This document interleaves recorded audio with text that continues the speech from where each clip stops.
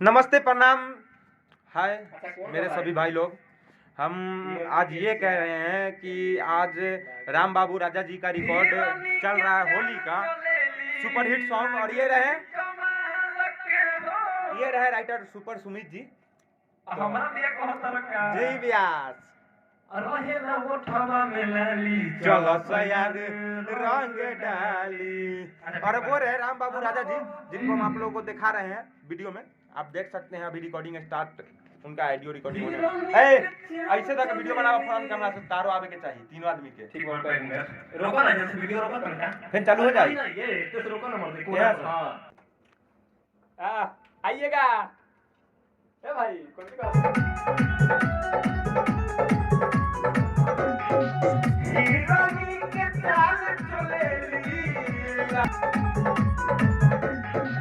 Heroine के चाल चलेली, हीरोनी के चाल चलेली, कमाल के हो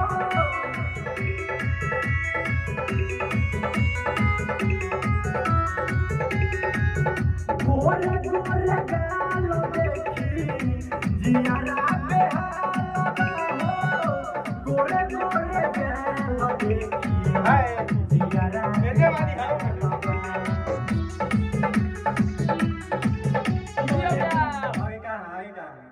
आगे के बतावे के बा।